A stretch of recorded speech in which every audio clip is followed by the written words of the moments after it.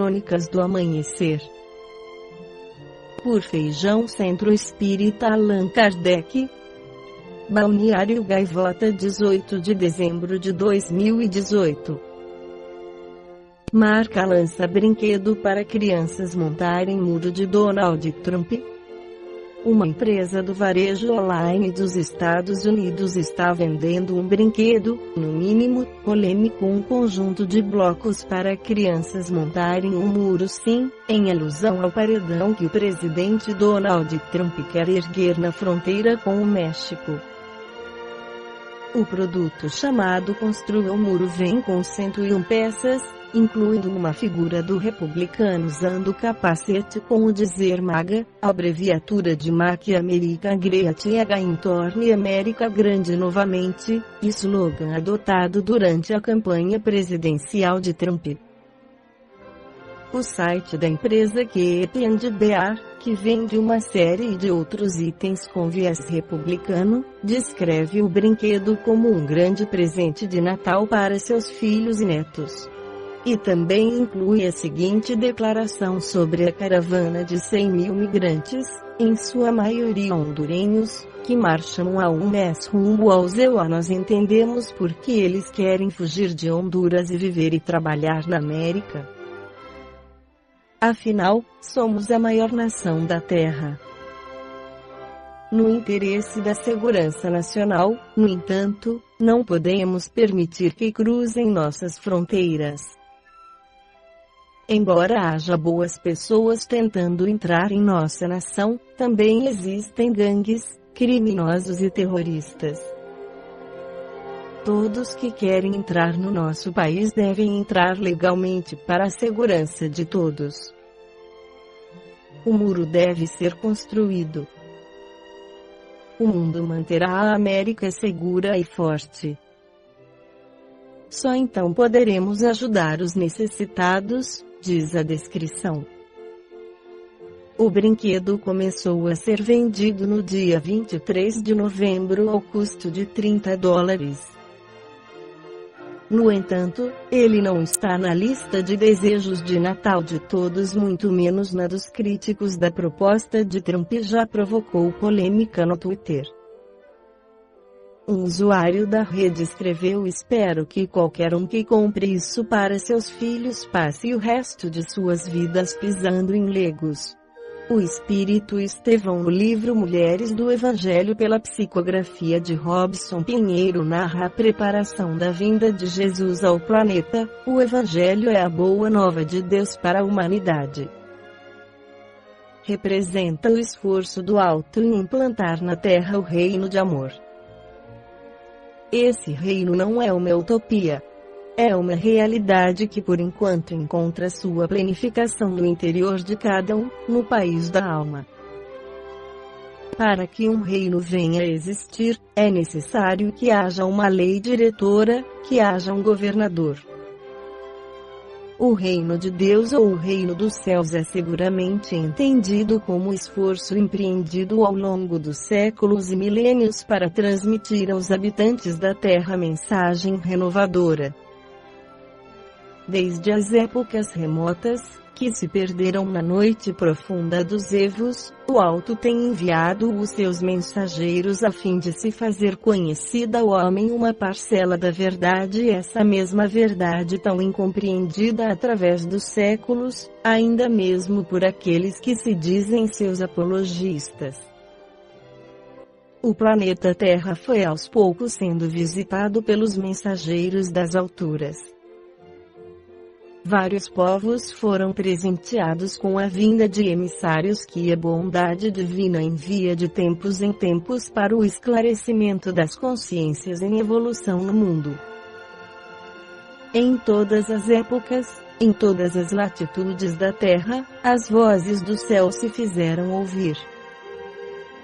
Mas por terem sido incompreendidas em todos os lugares onde se fizeram presentes, o Alto resolveu programar uma investida mais intensa. O nascimento do Cristo não foi obra do acaso. Deus não se deixou surpreender com as coisas do homem. desde épocas imemoriais faz parte do Conselho dos Espíritos Puros a vinda ao plano físico do governador espiritual do planeta Terra. Aos poucos, através do conhecimento que a humanidade recebia, foi sendo preparado o caminho para o maior de todos os profetas, o governador espiritual do orbe. Os espíritos diretores do sistema solar foram influenciando gradativamente os destinos do mundo. A política, as artes, o comércio e as filosofias foram aos poucos recebendo o sopro renovador dos espíritos superiores. Roma foi conduzida ao palco político do mundo para unificar os povos. Sua influência, apesar de haver sido estabelecida através de suas armas de ferro, contribuiu para a unificação das nações. Quando se aproximava a época do nascimento do Mestre, as guerras paulatinamente cessaram. A influência benfazeja do plano superior foi amortecendo as energias conflitantes dos governos terrestres. Em todas as áreas do conhecimento humano, a influência benfazeja dos imortais se fazia sentir. O povo judeu, que, ao longo dos séculos, não encontrava paz para sua nação, encontrou certa tranquilidade moral, política e emocional por ocasião do advento do Mestre Divino. A voz dos profetas já não se fazia ouvir há mais de 400 anos. O tempo, que transcorria sob as bênçãos de Deus, proporcionava uma época para a meditação, para a reflexão dos povos e, principalmente, do povo judeu. Embora os abusos provenientes da condição evolutiva dos povos terrestres, uma aura de paz envolvia os povos da Terra.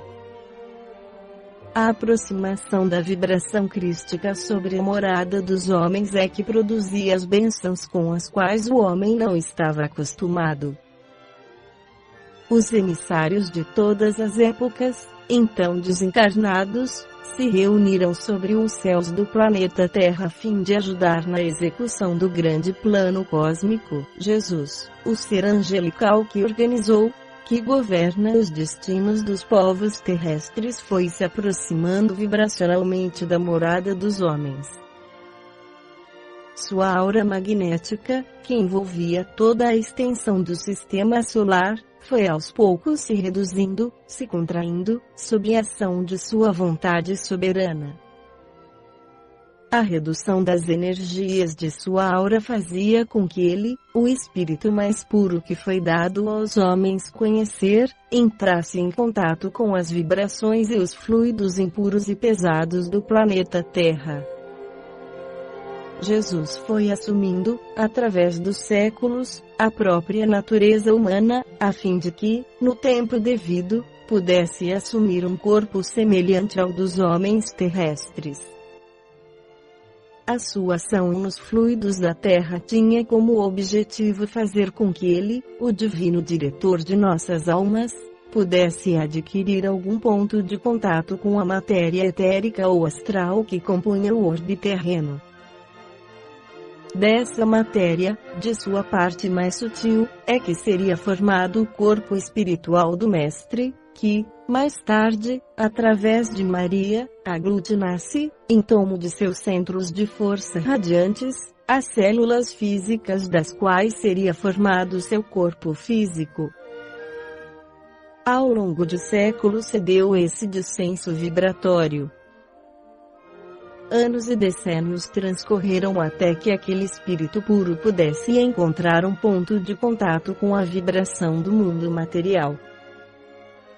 Imensas quantidades de energias foram manipuladas, até que os dirigentes do alto conseguissem eleger o corpo ideal, por meio da seleção de genes e cromossomos.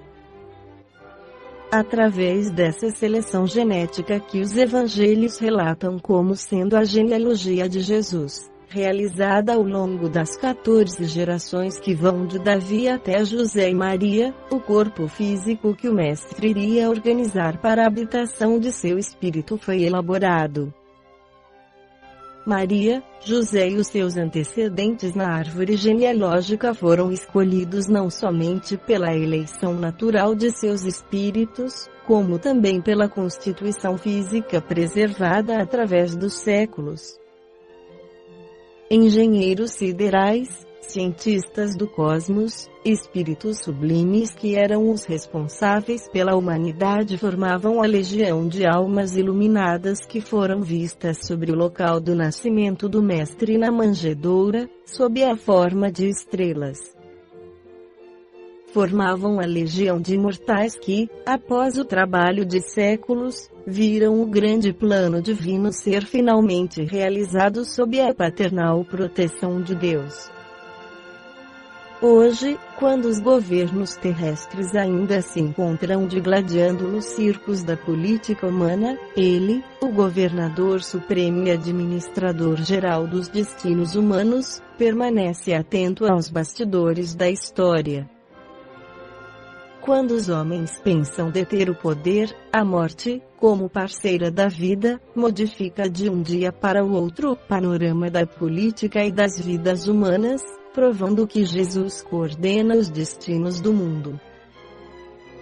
Ruem o orgulho e a indisciplina e, ante o poder da vida e do Mestre, a política divina evidencia-se mais ampla, abrangente e mais brilhante do que todos os planejamentos dos laboratórios humanos.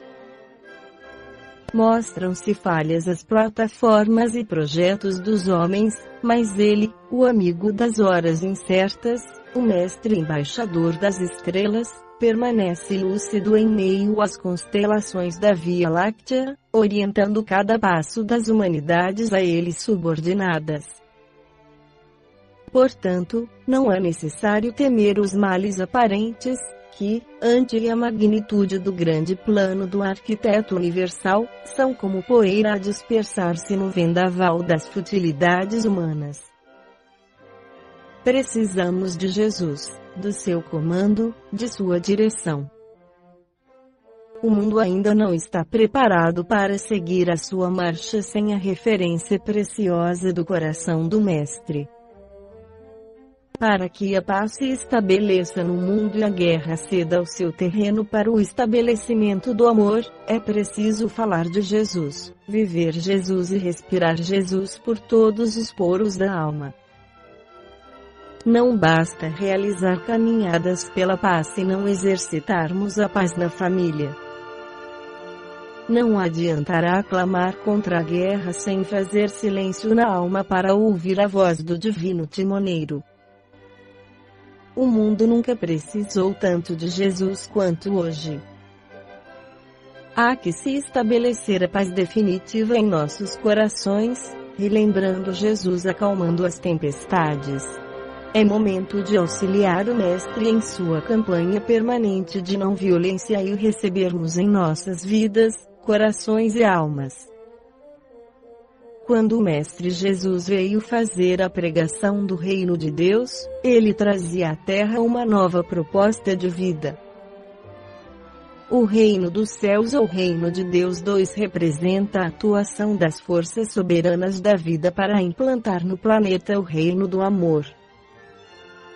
O homem terrestre, acostumado há séculos com as questões de ordem material, não tinha olhos de ver nem ouvidos de ouvir.